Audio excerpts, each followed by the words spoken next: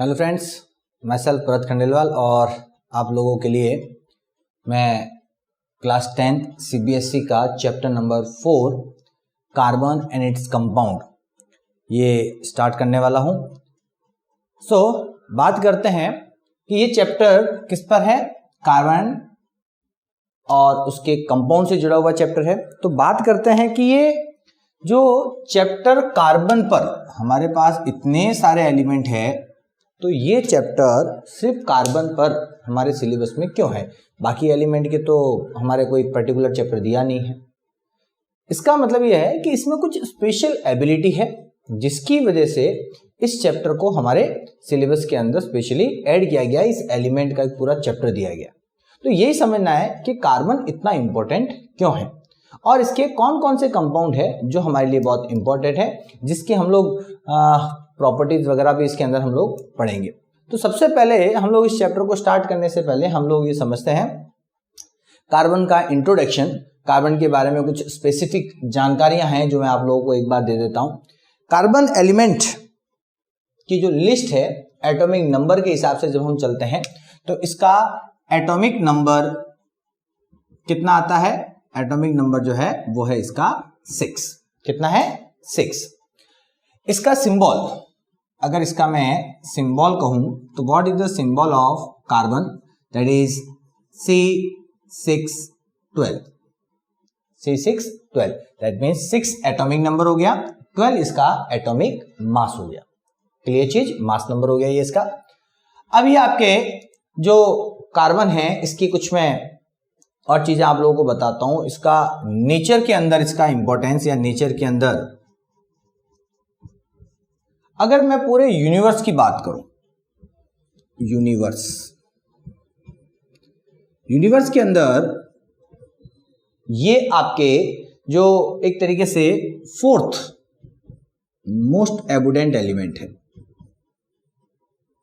Abundant element, it is the 4th most abundant element. अगर मैं earth crust की बात करूं, अर्थ क्रस्ट, अगर अर्थ क्रस्ट के अंदर हम लोग इसकी बात करें तो ये आपके 15th मोस्ट एबुडेंट एलिमेंट किसके अंदर? अर्थ क्रस्ट के अंदर। क्लियर चीज। इसको अगर मैं आपके अर्थ की ह्यूमन बॉडी के अंदर बात करूं, ह्यूमन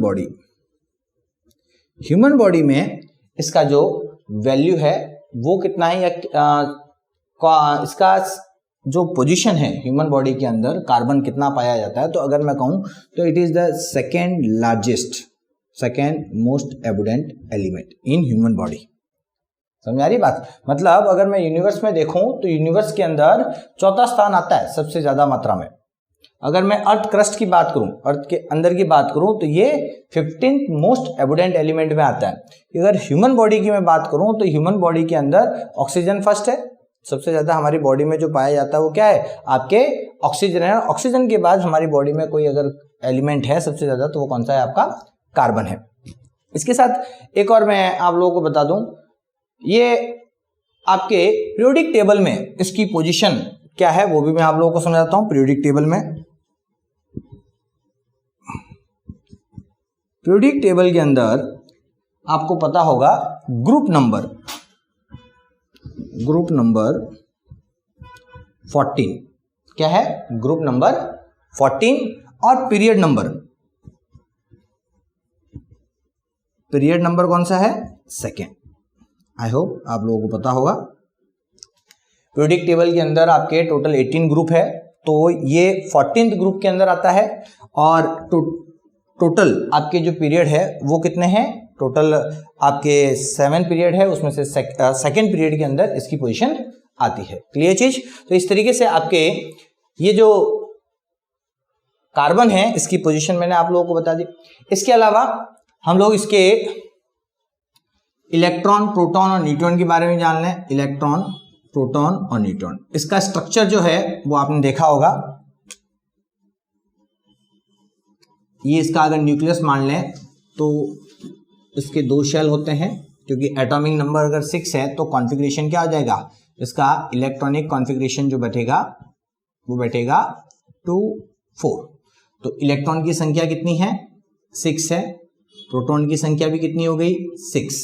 न्यूट्रॉन की संख्या कैसे निकाली जाती है, न्यूट्रॉन की संख्या निकलती है आपके ये एटॉमिक मास में से इस एटॉमिक नंबर को माइनस करने पर, तो 12 - 6 ये भी आ गया आपके 6। तो इसका मतलब आपके इलेक्ट्रॉन की संख्या 6, प्रोटॉन की संख्या 6, न्यूट्रॉन की संख्या भी 6। तो इसके 6 प्रोटॉन 6 न्यूट्रॉन, और बाहर की तरफ पहले वाले में के शेल के अंदर आपके 2 इलेक्ट्रॉन हो गए, और एल शेल के अंदर आपके कितने इलेक्ट्रॉन होंगे 4। क्लियर। तो ये हो गया इसका एक एटॉमिक स्ट्रक्चर। कुछ इंपॉर्टेंट जानकारियां मैंने आपको दी है। इसका एक तो सिंबल, इसे प्रॉपर हम लोग ऐसे सी से बोलते हैं, बट प्रॉपर अगर सिंबल लिखा जाए तो ऐसे लिखा जाता है C612, जिसमें पूरी जानकारी आ जाती है। इसके साथ एटॉमिक नंबर 6 हो गया, इलेक्ट्रॉनिक कॉन्फ़िगरेशन 2 4 हो गया, इलेक्ट्रॉन की संख्या टोटल 6 है, प्रोटॉन की संख्या टोटल 6 है, न्यूट्रॉन की संख्या 6 है। क्लियर। फिर आपके यूनिवर्स के अंदर ये आपके 4th मोस्ट एविडेंट एलिमेंट माना जाता है। अर्थ क्रस्ट के अंदर ये 15th मोस्ट एविडेंट एलिमेंट माना जाता है, और आपके ह्यूमन बॉडी के अंदर ये ऑक्सीजन के बाद 2nd पोजीशन पर आता है। क्लियर चीज। इसके साथ पीरियोडिक टेबल में इसकी पोजीशन कहाँ है, तो टोटल 18 ग्रुप है, 18 में से 14th ग्रुप में ये पाया जाता है, और ये आपके 7 पीरियड है, 7 में से 2nd नंबर वाला जो पीरियड है उसके अंदर इसकी पोजीशन है। क्लियर चीज। पीरियोडिक टेबल आप देखिएगा, आप लोगों को पता चलेगा कि ये कहां पर है। तो ये तो हो गया आपके कार्बन की कुछ जानकारी। अब मैं आप लोगों को बताऊं ये मेटल है या नॉन मेटल, कौन बताएगा। इट इज मेटल और नॉन मेटल, ये कौन सी कैटेगरी में आता है, ये मेटल है या नॉन मेटल। तो it is your non metal. ध्यान रखिएगा, कार्बन जो है वो आपका नॉन मेटल है, वो मेटल नहीं है। क्लियर चीज। तो इसकी काफी सारी प्रॉपर्टी जो है वो आपके नॉन मेटल से मैच करेगी। तो आप लोगों को ध्यान रखना है कि जब भी प्रॉपर्टी पढ़ें तो प्रॉपर्टी किस बेसिस पे चलेगी, इस नॉन मेटल की प्रॉपर्टी के हिसाब से चलेगी। अब आप देखें कार्बन का ये जो चैप्टर हमें दिया गया, क्यों दिया गया, ये एक बहुत सोचने वाली चीज है। इस चैप्टर के देने का क्या मकसद हो सकता है, कहीं ना कहीं इसकी बहुत ज्यादा वैल्यू है, इंपॉर्टेंस है। तो क्या इंपॉर्टेंस है इसकी? इंपॉर्टेंस ये है कि ये नेचर के अंदर जितने भी सब्सटेंस पाए जाते हैं, है ना, आपके नेचर के अंदर बहुत सारे चीजें जो हमारे आसपास पाई जाती है, मोस्ट ऑफ ऑल चीजों के अंदर ये पाया जाता है। अगर जितने एलिमेंट है, सभी एलिमेंट के टोटल कंपाउंड की आप लिस्ट बनाओ, आप कार्बन को छोड़ दें, टोटल 118 एलिमेंट है हमारे पास। कितने हैं? 118 एलिमेंट। कितने हैं? 118 एलिमेंट, जिसमें से कार्बन को निकाल दूं तो 117 एलिमेंट के कंपाउंड की लिस्ट, और ये एक सिंगल आपके कार्बन जो एलिमेंट है इसके कंपाउंड की लिस्ट अगर आप बनाते हो तो क्या होगा, आपके इसके कंपाउंड इन सब के कंपाउंड से संख्या से भी ज्यादा है। इसका मतलब कार्बन के अंदर कुछ ऐसी प्रॉपर्टी है जो इसे वर्सेटाइल बनाती है, ज्यादा से ज्यादा कंपाउंड बनाने में क्या कर रही है, हेल्प कर रही है।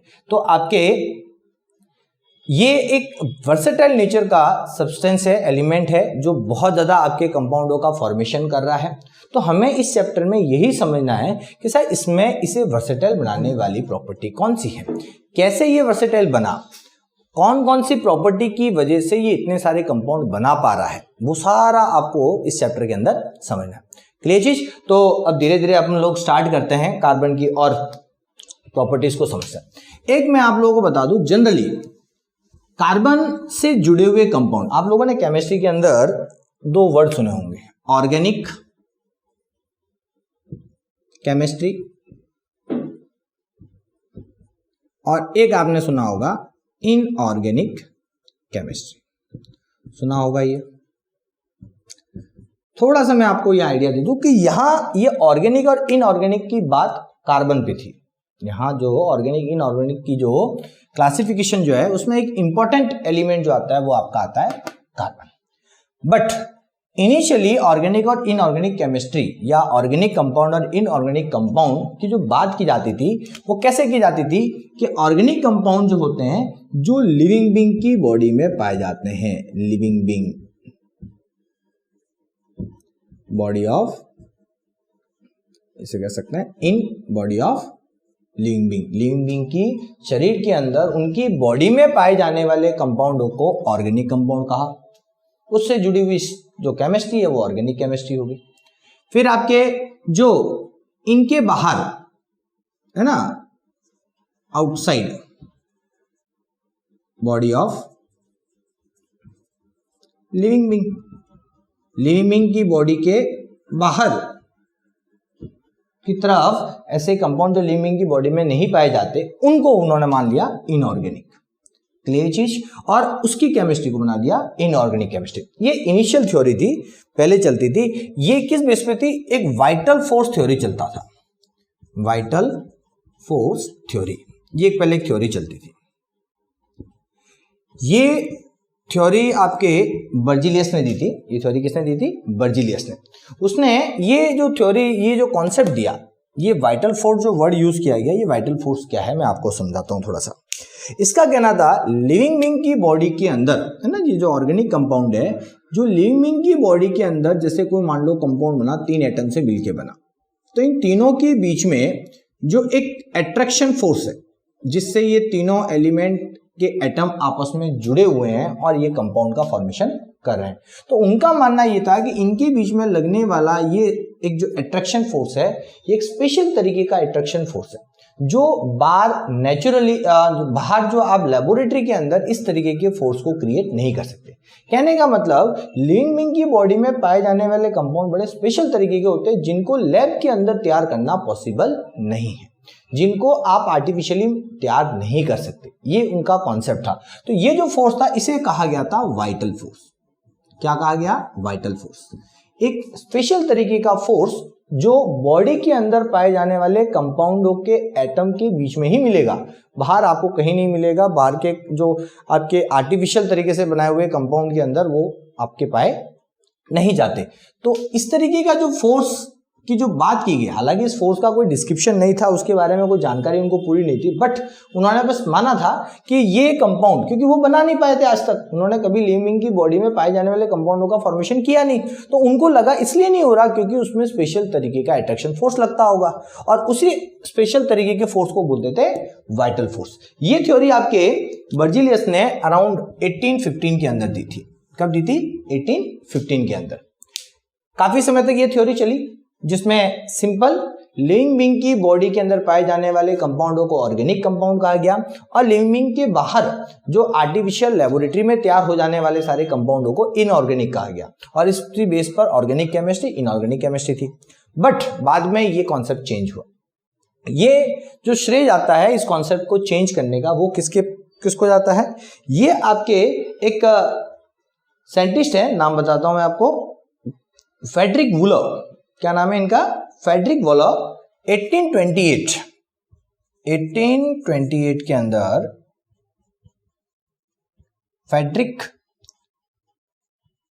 वूलर ने आपके क्या किया था, एक लेबोरेटरी के अंदर ऑर्गेनिक कंपाउंड का सिंथेसाइज कर दिया। क्या कर दिया? ऑर्गेनिक कंपाउंड को तैयार, सिंथेसाइज करके बताया, सिंथेसिस किया, ऑर्गेनिक कंपाउंड तैयार किया। वो ऑर्गेनिक कंपाउंड क्या था? That was an urea. Urea हमारी बॉडी में बनने वाला एक सब्सटेंस है। इसको उन्होंने क्या किया था? लैब के अंदर तैयार करके दिखाया, और फिर उन्होंने बताया कि ये जो थ्योरी दी गई थी वाइटल फोर्स थ्योरी, ऐसी कोई थ्योरी नहीं होती। तो इस थ्योरी को डिस्प्रूव करने का श्रेय किसको जाता है? इस थ्योरी को डिस्प्रूव करने का श्रेय जाता है फ्रेडरिक वूलर को। कैसे किया? By synthesizing an organic compound urea in the laboratory. Urea, laboratory के अंदर यूरिया तैयार किया, और वो भी किससे किया? Not organic to organic. इसको तैयार करने के लिए उन्होंने इनऑर्गेनिक सब्सटेंस का यूज किया। क्या किया था? इनऑर्गेनिक सब्सटेंस से उन्होंने इस यूरिया का फॉर्मेशन किया। तो इनऑर्गेनिक से ऑर्गेनिक सब्सटेंस बनाना, तो ये साफ प्रूफ करता है कि इस तरीके का कोई भी फोर्स वगैरह नहीं होता। और इससे ये जो वाइटल फोर्स की जो थ्योरी चल रही थी बर्ज़िलियस की, वो थ्योरी क्या हो गई, आपके फेल हो गई। समझ में आई बात? कब हुई थी ये? आपके 1828 के अंदर। अब चलते हैं हम लोग कि अब जो ऑर्गेनिक इनऑर्गेनिक केमिस्ट्री चल रही है वो किस कॉन्सेप्ट पे चल रही है। तो अब जो ऑर्गेनिक और इनऑर्गेनिक केमिस्ट्री, हालांकि अभी भी मोस्ट ऑफ ऑल कंपाउंड वही है जो आपके पहले इस कॉन्सेप्ट से आ रहे थे, वही माने गए हैं, लेकिन अब ये बेस इसे नहीं रखा है। अब ये कॉन्सेप्ट बेस नहीं है उसका। मैं आपको बता दूं, ऑर्गेनिक कंपाउंड के अंदर मोस्टली अब आपके कार्बन से बने हुए कंपाउंड आते हैं, जिसमें इंपॉर्टेंट एक एलिमेंट इसके साथ रहता है हाइड्रोजन और ऑक्सीजन। ये आपके कार्बन से बने हुए मोस्टली जो कंपाउंड है उन्हें हम लोग ऑर्गेनिक कंपाउंड कहते हैं। और आपके दूसरे जो कंपाउंड है, ऑर्गेनिक कंपाउंड को छोड़ दो, बाकी सारे कंपाउंड आपके क्या कहलाएंगे, इनऑर्गेनिक कहलाएंगे। क्लियर? तो इस तरीके से आपके ऑर्गेनिक इनऑर्गेनिक केमिस्ट्री आपके अलग हो जाती है, ऑर्गेनिक कंपाउंड इनऑर्गेनिक कंपाउंड आपके अलग हो जाते हैं। ऑर्गेनिक एसिड इनऑर्गेनिक एसिड मैंने आप लोगों को उस समय बताया था। तो क्लासिफिकेशन का बेस वही था, जो लिविंग बीइंग प्लांट एनिमल की बॉडी में पाए जाने वाले एसिड ऑर्गेनिक एसिड थे, और जो लेबोरेटरी में सिंथेसाइज किए जाने वाले एसिड क्या थे, इनऑर्गेनिक एसिड थे, जिन्हें मिनरल एसिड वगैरह हम लोग कहते थे। तो कुल मिला के बात वही है। ये एक इंपॉर्टेंट क्वेश्चन है कि एक तो वाइटल फोर्स थ्योरी क्या थी, जिसमें ये कहा गया था लिविंग बीइंग में बनने वाले जो कंपाउंड है उन कंपाउंड के एटम्स के बीच में एक स्पेशल तरीके का फोर्स लगता है जिसे हम लोग बोलते हैं वाइटल फोर्स, और इन कंपाउंड को लैब में सिंथेसाइज नहीं किया जा सकता। ये क्या थी, वाइटल फोर्स थ्योरी। लेकिन इस थ्योरी को डिस्प्रूव करने का काम किसने किया, फ्रेडरिक वोलर ने किया। कब किया, 1828 में किया। और आपके कैसे किया, by synthesizing an organic compound urea using inorganic substance. मैं आपको ये भी समझा देता हूं ये किस तरीके से हुआ था सारा, क्या सब्सटेंस लेकर के और कैसे उन्होंने बनाया था। हालांकि ये आपके कहीं कोर्स में नहीं है, बट जानकारी के लिए आप लोगों को बता रहा हूं, थोड़ा सा समझिएगा सिर्फ, बाकी उसे याद नहीं भी रखें तो चलेगा, बट कंपटीशन के लिए आप याद रखोगे तो शायद कहीं ना कहीं हेल्पफुल रहेगा। आरबीएससी के अंदर इसका एक्सप्लेनेशन जरूर दिया गया। अब आप देखें, इस थ्योरी को डिस्प्रूव करने के लिए उन्हें क्या चाहिए थे, इनऑर्गेनिक सब्सटेंस। तो अब हमको ये देखना है कि इनऑर्गेनिक कंपाउंड या सब्सटेंस क्या लिए और कैसे उससे ऑर्गेनिक सब्सटेंस जो कंपाउंड है वो आपका तैयार हुआ, यूरिया कैसे तैयार हुआ। तो यहां पर दो सब्सटेंस लिए गए थे, एक लिया गया था अमोनियम सल्फेट और दूसरा था पोटेशियम साइनेट। क्या था, अमोनियम सल्फेट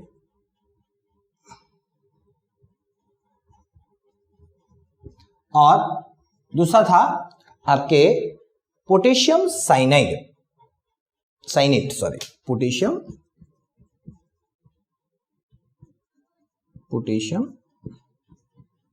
साइनेट। अब इनकी रिएक्शन की, तो मैं पहले कंपाउंड के फॉर्मूले लिख देता हूं ताकि आप लोगों को समझ आए। अमोनियम सल्फेट फॉर्मूले बनाने सिखाए थे, तो अमोनियम का आयन कौन सा होता है, NH4 पॉजिटिव, सल्फेट का SO4 2 नेगेटिव। तो फॉर्मूला बन गया NH4 whole twice SO4, clear, plus potassium cyanate. Potassium cyanate का क्या बनेगा, पोटेशियम का K पॉजिटिव और साइनेट का हो जाएगा CNO नेगेटिव। ठीक है, तो ये हो गया KCNO, क्लियर। तो ये पोटेशियम साइनेट आपका कंपाउंड। अब इनकी रिएक्शन, ये जब आपस में रिएक्ट करते हैं तो डबल डिस्प्लेसमेंट रिएक्शन होती है आपके, और किस तरीके से होती है ये आपके हो जाएगी NH4, ये वाला आयन इस आयन के साथ आ जाएगा और ये आयन इसके साथ आ जाएगा। क्लियर, समझ में आ रहा है। तो NH4 और CNO, क्लियर, और K2SO4 साथ में क्या बन गया, K2SO4। क्लियर चीज समझ में आ रही है आपको। इस तरीके से ये इसका फॉर्मेशन हो गया। अब ये जो बना, this is your ammonium cyanate और ये आपके पोटेशियम सल्फेट।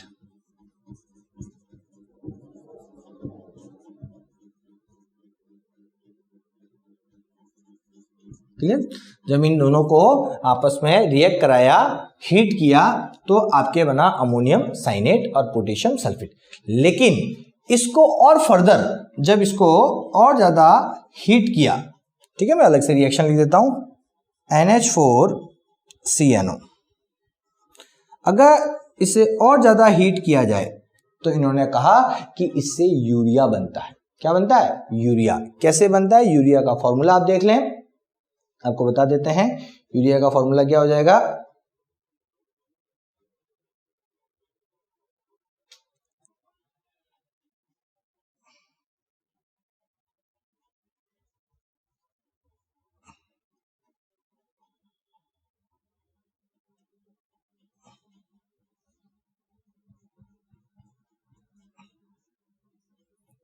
ये कुछ नहीं किया इसमें, सिंपली इसे आपके क्या किया गया है? हीट किया गया है, और ये आपके इसमें आ जाता है, और इसे कहा जाता है urea. This is your compound urea. अब देखो, स्टार्टिंग की थी हमने इनऑर्गेनिक सब्सटेंस, लेकिन लास्ट में हम पहुंचे कहां? आपके ऑर्गेनिक सब्सटेंस पर। ये तो इससे ये साबित हो जाता है कि ऑर्गेनिक सब्सटेंस जो पहले कहा जाता था कि लैब में नहीं बनाए जा सकते थे, ऐसा कुछ भी नहीं है। लैब के अंदर इनऑर्गेनिक सब्सटेंस को तैयार किया जा सकता है। क्लियर। तो इस तरीके से आपके जो वाइटल फोर्स थ्योरी है वो क्या हो गई? डिस्प्रूव हो गई। क्लियर चीज। अब हम लोग चलते हैं वापस अपने जो बात कर रहे थे कि साहब कंपाउंड और कार्बन के जो कंपाउंड है वो इतने सारे कैसे बनते हैं, कार्बन के अंदर ऐसी क्या प्रॉपर्टी है स्पेशल, वो समझते हैं। अब हम लोग बात करते हैं कि कार्बन कौन से टाइप के बॉन्ड बनाता है। यहां हम लोग समझते हैं the nature of bond form by carbon. Nature of bond form by carbon, यहां से, ठीक है।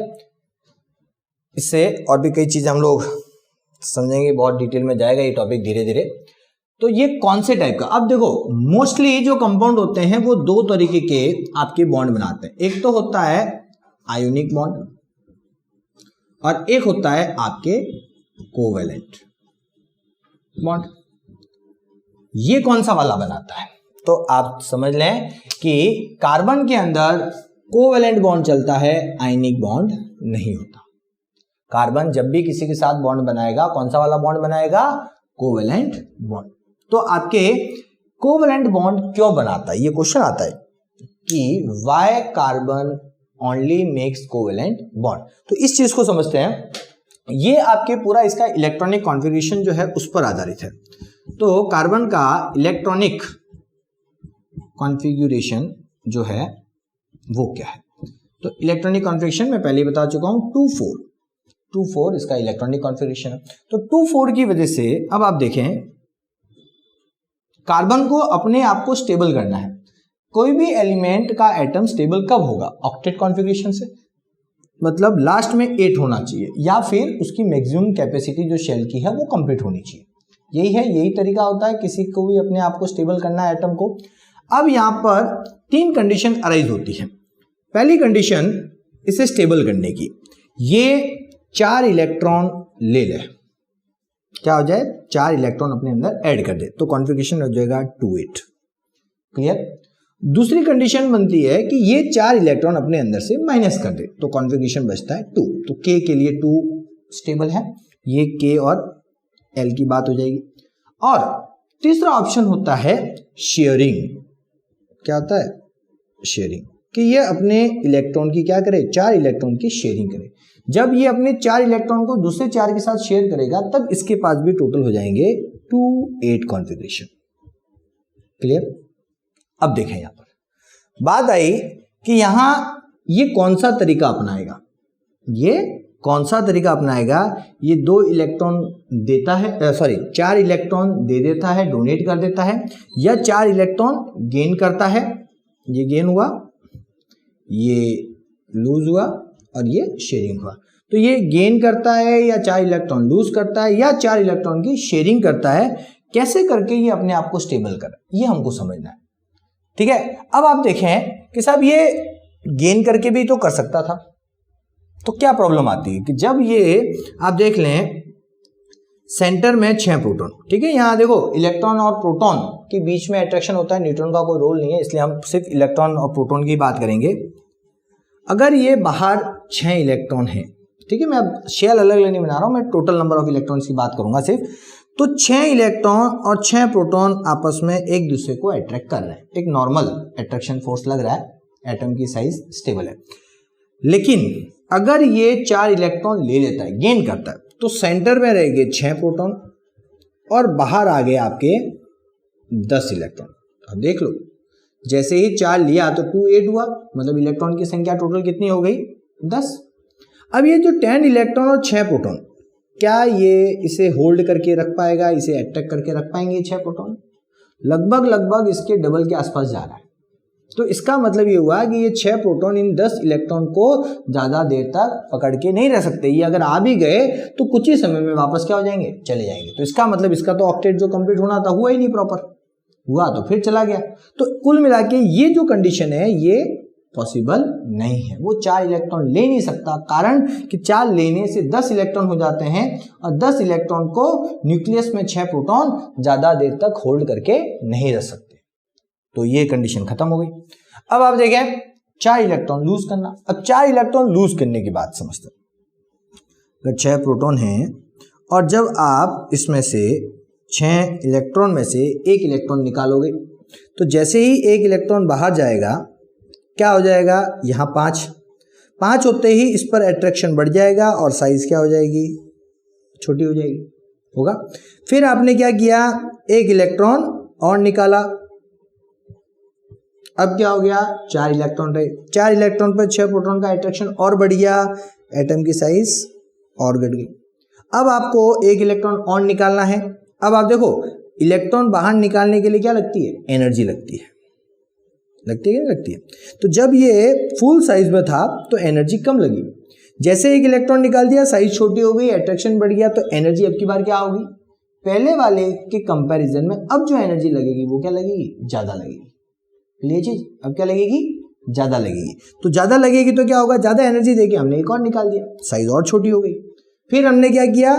और ज्यादा एनर्जी दी और 1 इलेक्ट्रॉन और निकाल दिया, आपके अब रह गए सिर्फ 3 इलेक्ट्रॉन।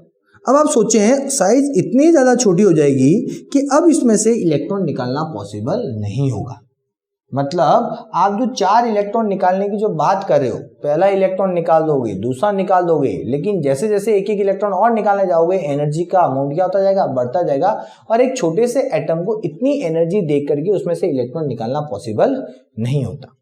तो यहाँ पर ये जो कंडीशन है कि हम जो इसमें से 4 इलेक्ट्रॉन निकालना चाहते हैं वो चारों इलेक्ट्रॉन हम लोग निकाल नहीं पाएंगे, कारण क्योंकि जैसे जैसे इलेक्ट्रॉन निकलते जाएंगे वैसे वैसे साइज छोटी होती जाएगी, न्यूक्लियस का इलेक्ट्रॉन्स पर अट्रैक्शन बढ़ता जाएगा और उसकी वजह से इलेक्ट्रॉन उसमें से निकालना इम्पॉसिबल हो जाएगा। क्लियर चीज? तो ये कंडीशन भी आपकी एक तरीके से स्टेबल नहीं होती। समझ आई बात? अब बचे कौन सी? 4 की शेयरिंग। तो ये क्या करता है? कार्बन अपने आसपास कोई भी एटम जो आते हैं उनके साथ इलेक्ट्रॉन की शेयरिंग करता है। उसकी भी कंडीशन होनी चाहिए, वो शेयरिंग की कंडीशन में है तो उनके साथ शेयरिंग कर लेगा और इलेक्ट्रॉन की शेयरिंग करके वो अपने आप को स्टेबल कर लेता है। समझ आ रही बात? तो इस तरीके से आपकी ये जो स्थिति बनती है ये हमेशा अपने आप को स्टेबल करने के लिए क्या करेगा? इलेक्ट्रॉन की शेयरिंग करेगा, और जब इलेक्ट्रॉन की शेयरिंग करते हैं तब कौन सा बॉन्ड बनता है? तब बनता है कोवेलेंट बॉन्ड। समझ आ रही है बात? ये आयनिक बॉन्ड नहीं बनाता। आयनिक बॉन्ड कब बनता है? जब इलेक्ट्रॉन पूरी तरीके से एक एटम से दूसरे एटम में क्या होते हैं? ट्रांसफर होते हैं। अब यहाँ तो न तो इलेक्ट्रॉन गेन करने की कंडीशन में है ये पूरा, नहीं ये इलेक्ट्रॉन लूज करने की कंडीशन में है, तो इसका मतलब ये आयनिक बॉन्ड तो बना ही नहीं सकता। अब जब आयनिक बॉन्ड नहीं बना तो इसके बाद ऑप्शन क्या बना? इलेक्ट्रॉन शेयरिंग करने का, और इलेक्ट्रॉन शेयर करके अगर ये किसी के साथ जुड़ता है तो बताओ उसके साथ बॉन्ड कौन सा हुआ? उसके साथ बॉन्ड हुआ कोवेलेंट बॉन्ड। समझ आई बात? तो कार्बन कौन से नेचर का बॉन्ड बनाता है? कार्बन कोवेलेंट नेचर का बॉन्ड बनाता है। क्लियर चीज समझ में आ गई क्यों ये स्थिति हुई? अब हम लोग थोड़ा कोवेलेंट बॉन्ड को समझते हैं। इससे पहले वाले चैप्टर में हमने आयनिक बॉन्ड को समझा था, वहां मैंने आपको बताया था कैसे एटम दूसरे एटम के साथ आयनिक बॉन्ड बनाते हैं, कैसे इलेक्ट्रॉन ट्रांसफर होते हैं, वो सारा बताता। अब मैं यहां पर आपको समझाता हूं कोवेलेंट बॉन्ड क्या है? What do you mean by covalent bond? Covalent bond किसे बोलते हैं? कोवेलेंट बॉन्ड का मतलब होता है the bond form by sharing of electron, by sharing of electrons between two atom, दो एटम के बीच में जब आपके इलेक्ट्रॉन्स की शेयरिंग होती है और उससे जो बॉन्ड बनता है उस बॉन्ड को हम क्या बोलते हैं? Covalent bond. अब कोवेलेंट बॉन्ड से बनने वाले कंपाउंड क्या कहलाएंगे? Covalent compound, covalent compound. अब डेफिनेशन आप कैसे लिख सकते हो? The compound form by covalent bond are called covalent compound, या फिर आप ये लिख सकते हो द कंपाउंड फॉर्म बाय, जैसे ऊपर डेफिनेशन दी है उसी तरीके से, the compound form by sharing of electrons, sharing of electrons between two और मोर एटम।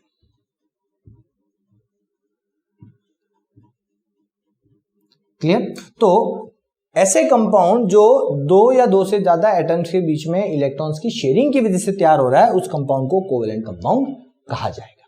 क्लियर? समझ में आएगी बात? अब मैं आपको बताता हूं कि कोवेलेंट बॉन्ड कितने तरीके के होते हैं। There are different type of covalent bond. Covalent bond अलग अलग तरीके के होते हैं। कोवेलेंट बॉन्ड जो है वो आपके तीन तरीके के होते हैं। कितने तरीके के? तीन। पहला आता है मोनो या आपके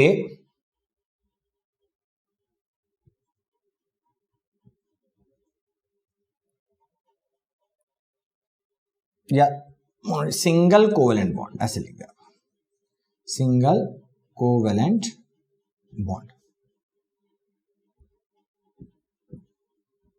दूसरा होता है डबल कोवेलेंट बॉन्ड,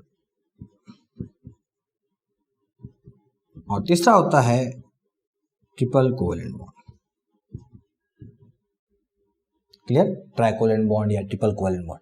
तो single covalent bond, double covalent bond, triple covalent bond. जैसे आपके ए और बी दो एटम है कोई भी, ठीक है, एक्स वाई जेड जो भी कोई भी दो एटम है, अगर उनके बीच में सिंगल कोवेलेंट बॉन्ड है तो सिंगल लाइन। ए और बी के बीच में क्या है? सिंगल कोवेलेंट बॉन्ड, तो सिंगल लाइन से। अगर ए और बी के बीच में डबल कोवेलेंट बॉन्ड है तो ए डबल बॉन्ड बी, ऐसे लिखेंगे। और अगर आपके ए और बी के बीच में ट्रिपल कोवेलेंट बॉन्ड है तो ए ट्रिपल बॉन्ड बी।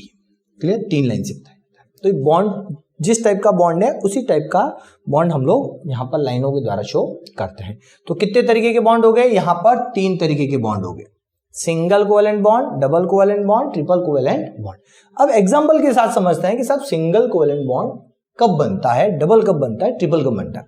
पहले हल्का सा आइडिया मैं देता हूं। जब आपके शेयरिंग ऑफ इलेक्ट्रॉन, या आप ये लिख दें one electron is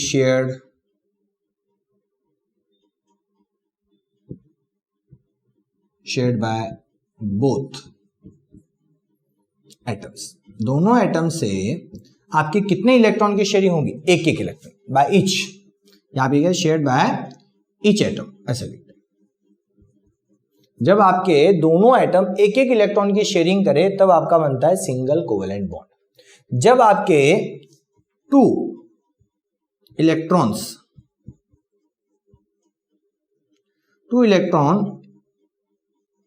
are shared by each atom, तो आपके कौन सा हो जाएगा? Double covalent bond. और जब आपके दो एटम के बीच में तीन electron, three electron are shared by each atom, जब कोवेलेंट बॉन्ड में जो एटम्स हैं वो आपस में तीन तीन इलेक्ट्रॉन की शेयरिंग करे तो बनता है आपका ट्रिपल कोवेलेंट बॉन्ड। इसको अगर मैं ऐसे लिखूं तो अब देख लें, एक इलेक्ट्रॉन इसने दिया, एक इलेक्ट्रॉन इसने दिया, ये कौन सा हो गया, ए सिंगल बॉन्ड बी। अगर आपके ए और बी आपस में 2 इलेक्ट्रॉन ये दे रहा है, 2 इलेक्ट्रॉन ये दे रहा है, तो इनके बीच में जो बॉन्ड बना वो कौन सा बना, डबल कोवेलेंट बॉन्ड। और एक हो गया, इसको कैसे लिखेंगे, ए डबल बॉन्ड बी। और एक हो जाएगा आपका ए और बी आपस में 3-3 इलेक्ट्रॉन की शेयरिंग कर रहे हैं, 3 इलेक्ट्रॉन इसकी तरफ से आ रहे हैं, 3 इलेक्ट्रॉन इसकी तरफ से आ रहा है, sharing, that is called triple covalent bond, a triple bond be. Clear. इस तरीके से 3 तरीके के आपके जो है कोवेलेंट बॉन्ड बनते हैं। एटम या तो एक इलेक्ट्रॉन की शेयरिंग करे, एटम 2-2 इलेक्ट्रॉन की शेयरिंग करे, या एटम 3-3 इलेक्ट्रॉन की, 3 ही तरीके के होते हैं। ध्यान रखना, कोई ये ना कह दे कि सब 4-4 इलेक्ट्रॉन की शेयरिंग, 4-4 इलेक्ट्रॉन की शेयरिंग नहीं होती, यहाँ सिर्फ मैक्सिमम 3 इलेक्ट्रॉन की शेयरिंग कोवेलेंट बॉन्ड में हो सकती है। क्लियर। तो there are 3 types of covalent bond, single covalent bond, double covalent bond और ट्रिपल कोवेलेंट बॉन्ड। अब एग्जांपल समझते हैं, ऐसे कुछ एग्जांपल लेकर के मैं आपको बताता हूं कि सिंगल कोवेलेंट बॉन्ड कौन से हैं।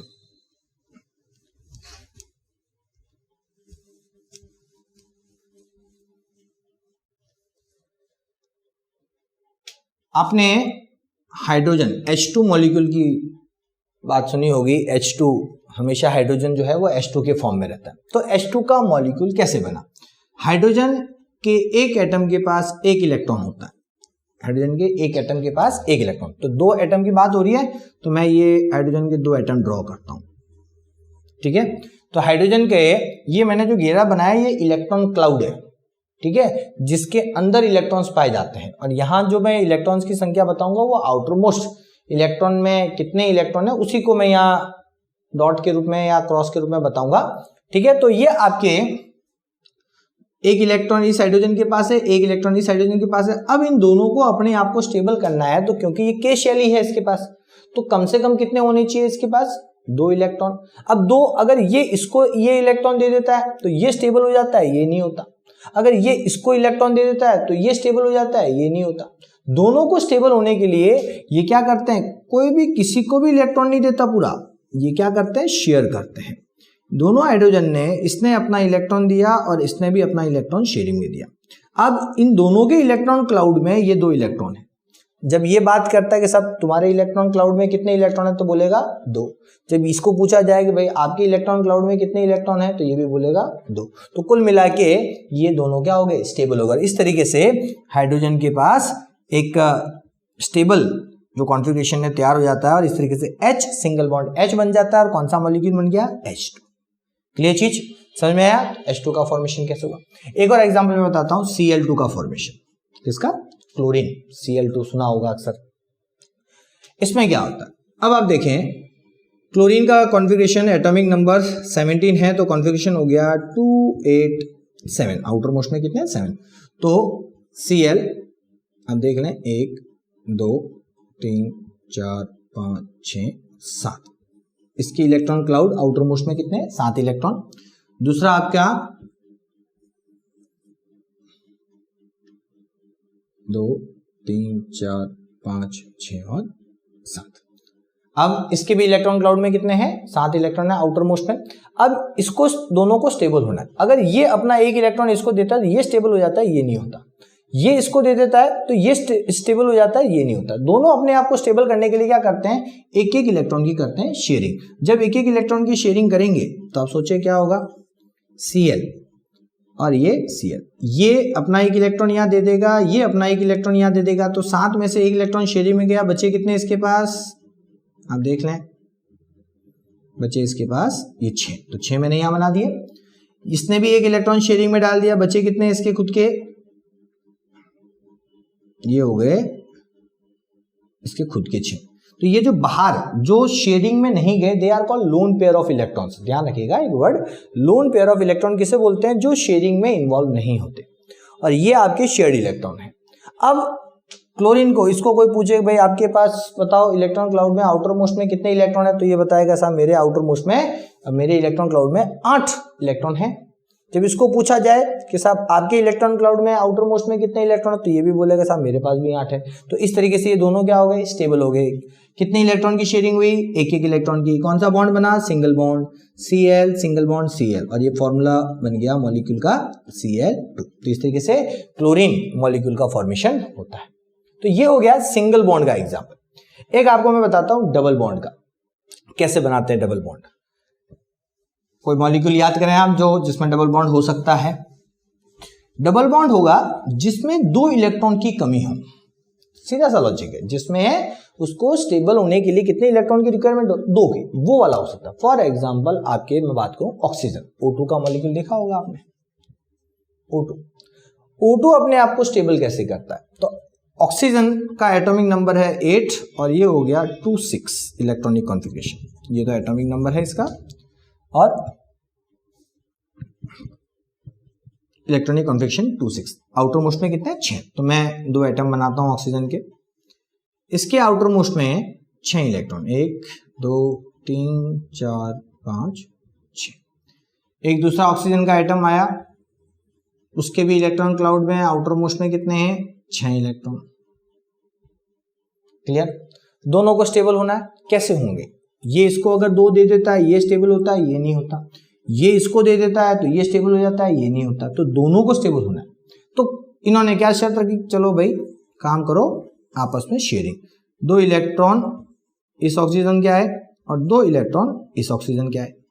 बाकी बचे हुए 4 इलेक्ट्रॉन इन्होंने अपने पास रखे, उसको शेयरिंग में नहीं डाला, है ना। कई बार हम लोग पार्टनरशिप करते हैं किसी दूसरे के साथ, तो क्या करते हैं, घर का सारा पैसा थोड़ी लगाते हैं, हम एक हिस्सा दूसरे के साथ शेयर करते हैं। बाकी बचा हुआ वो अपना पर्सनल है, वो शेयरिंग में नहीं है, वो उस बिजनेस में काउंट नहीं होता। तो यहाँ पर भी ऐसा है, ये इनके पर्सनल लोन पेयर इलेक्ट्रॉन्स हो गए, ठीक है। इसके लोन पेयर ये 4 इलेक्ट्रॉन्स। अब इस ऑक्सीजन को पूछो कि साहब बताओ आउटर मोस्ट में आपके इलेक्ट्रॉन क्लाउड में कितने इलेक्ट्रॉन, तो ये बोलेगा साहब 8। कैसे, 2 2 4 और ये 4 8। इसको पूछा कि भाई आपके आउटर मोस्ट में कितने, तो ये भी बोलता है मेरे भी 8 हो गए, 8 कंप्लीट हो गए। कैसे हुए, 2 2 4 और ये 4 8। तो इस तरीके से आपके यहां पर जो कितने इलेक्ट्रॉन की शेयरिंग हो रही है, 2 2 की। तो इस तरीके से ये बन गया double bond, O double bond O, और ये हो जाएगा O2 मॉलिक्यूल। ये O2 मॉलिक्यूल डबल बॉन्ड से बनता है। तो यहां पर आपके डबल कोवेलेंट बॉन्ड का फॉर्मेशन है, यूज हुआ है। क्लियर चीज। अब आपको एक एग्जांपल ले लेते हैं हम लोग ट्रिपल बॉन्ड वाला। याद करें कोई आपके दिमाग में आता हो ट्रिपल बॉन्ड वाला कौन सा हो सकता है।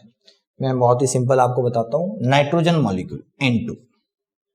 नाइट्रोजन का मॉलिक्यूल ट्रिपल कोवेलेंट बॉन्ड से बनता है। कैसे, इसका एटॉमिक नंबर जो है वो क्या है, वो है आपने देखा होगा 7। तो इलेक्ट्रॉनिक कॉन्फ़िगरेशन क्या हो गया, 2 5। क्लियर चीज। अब इसमें आप नाइट्रोजन N जो है, N के इलेक्ट्रॉन क्लाउड में आउटर मोस्ट में कितने हैं, 5। तो ड्रॉ करें 1 2 3 4 5। क्लियर। दूसरा एक नाइट्रोजन का एटम है, इसके आउटर मोस्ट में कितने हैं, 1 2 3 4 5। अब ये दोनों आपस में एक दूसरे को चाहते हैं साथ स्टेबल करें।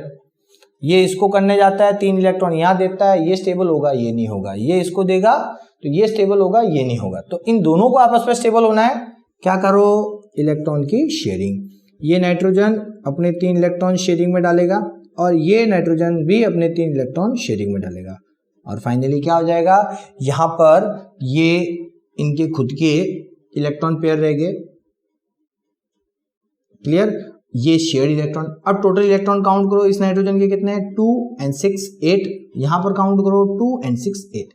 दोनों आपके क्या हो गए, स्टेबल हो गए। इन्होंने कितने इलेक्ट्रॉन की शेयरिंग की, 3 इलेक्ट्रॉन की शेयरिंग की। इसका मतलब इनके बीच में कौन सा बॉन्ड बना, triple covalent bond N, triple bond N, और ये बन गया N2 मॉलिक्यूल, नाइट्रोजन का मॉलिक्यूल। इस तरीके से आपके ये जो बॉन्ड है कोवेलेंट बॉन्ड का फॉर्मेशन होता है। क्लियर। तो मैंने आपको जो कार्बन जो बॉन्ड बनाता है, कार्बन हमेशा कोवेलेंट बॉन्ड बनाता है। तो कोवेलेंट बॉन्ड को पहले आपको समझा दिया कि कैसे कोवेलेंट बॉन्ड बनते हैं, कितने तरीके के कोवेलेंट बॉन्ड होते हैं। अब हम लोग आगे जो नेक्स्ट वीडियो में आप लोगों को पढ़ाऊंगा कि कार्बन कौन कौन से तरीके के कोवेलेंट बॉन्ड बनाता है ना। 3 तरीके कोवेलेंट बॉन्ड पढ़े, तो कार्बन कौन कौन से कोवेलेंट बॉन्ड बनाता है और कैसे बनाता है, किस तरीके से वो दूसरों के साथ जुड़ता है। क्लियर? तो मिलते हैं नेक्स्ट वीडियो में, तब तक आप लोग इसको रिवाइज करें, इसे समझें, चैप्टर को थोड़ा सा आप लोग खुद पहले पढ़ लें तो आप लोगों के लिए थोड़ा इजी होगा। मैं जो बताऊंगा बातें बहुत जल्दी आपको इजी वे में समझ में आ जाएगी। चलिए।